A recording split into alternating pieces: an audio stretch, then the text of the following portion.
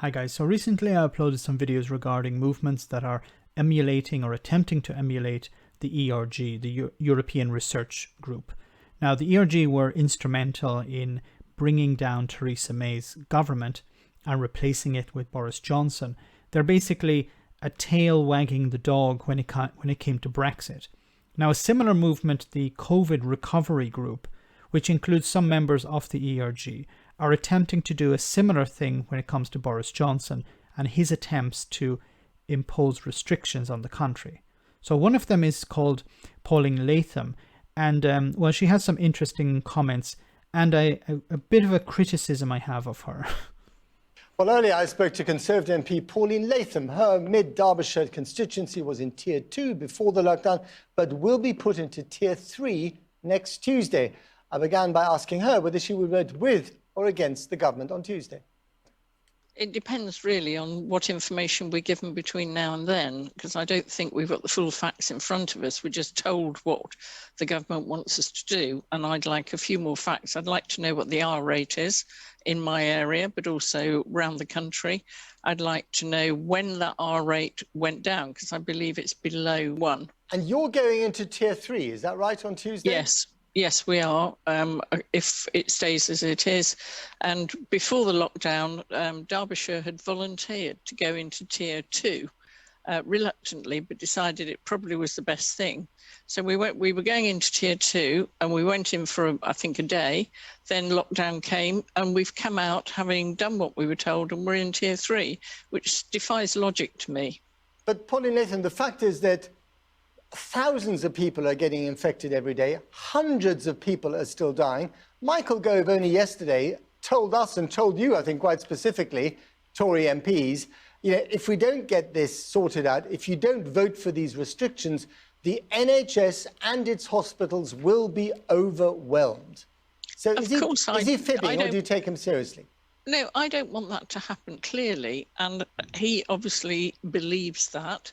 But where is the analysis? You're right, tens of thousands of people are getting COVID every week, but a small proportion of those, mainly elderly, are dying. Very few people under the age of 40 have died right from the beginning. So why are we making everybody go into a tier that they probably don't need to? Okay, so once again, these people don't seem to understand. It's about protecting the NHS. If a certain number of people if they have symptoms and those symptoms get worse, what are they going to do? Doesn't mean that they're going to die.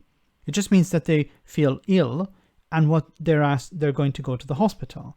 If they go to the hospital and the hospital has to accept everyone in, then it's going to become overwhelmed. The problem at the moment is that the hospitals are limiting access for other conditions, which is a huge problem. These people seem to just focus on the death rate and don't understand that the hospitals are at risk, and that's what the lockdown is about. It's not about stopping the deaths, it's about stopping the hospitals from being overwhelmed. To be in. But it's only for a month or perhaps 2 months, maybe even 3 months, and then it'll be over. The vaccines are on the horizon. It's going to be a miserable winter. There's no way around that. But there is a light at the end of this tunnel. Well, if the vaccine is coming as soon as we're promised, that third wave shouldn't happen. But what about the... You don't know how and I've talked about this in another video, the vaccine takes time. Now, I don't know whether it's her fault for imagining that the vaccine will be like some sort of silver bullet. As soon as we have it, everything will be back to normal again. No, it takes time for it to be rolled out. It takes time for it to have an effect.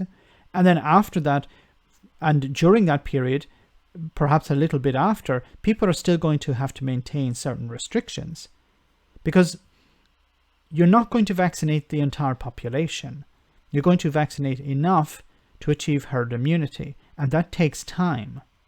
Businesses that are suffering now, whether it's a hotel, whether it's a pub, whether it's a restaurant, they're all suffering.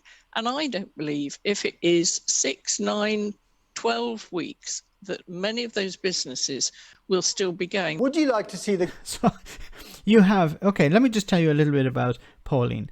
So it says here on her Wikipedia page, down here, about halfway down, it says Latham voted for the UK to leave the European Union in 2016. She's a member of the ERG, the European Research Group.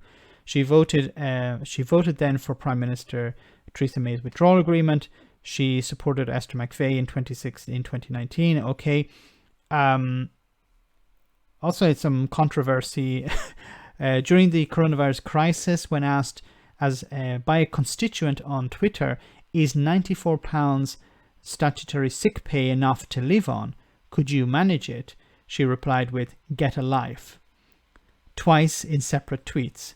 She then, her response was, "Oh, I'm not very technical and I was under a lot of stress at the time." What I'm talking about here is that if you voted for Brexit, why are you concerned about businesses going to the wall? Why are you concerned about people being laid off work? You voted for Brexit and you're a member of the ERG. It's not like someone who voted for Brexit and then decided, wait a minute, I've woken up to what a disaster it is.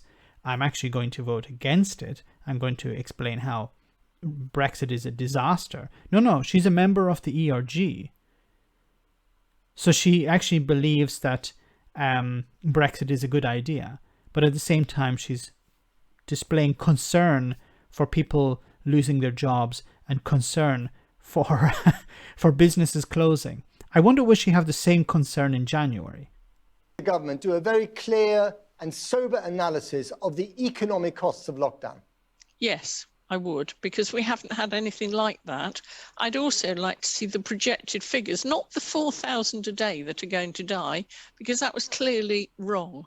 I want to see proper statistics, proper forecasts that actually show some reality in what is going on. Right, so in the same vein, would you like to see an economic analysis of the costs of a hard Brexit or no deal? Because the governor of the Bank of England has said, you know, a no deal Brexit and even a hard Brexit will be more costly to the British economy than COVID.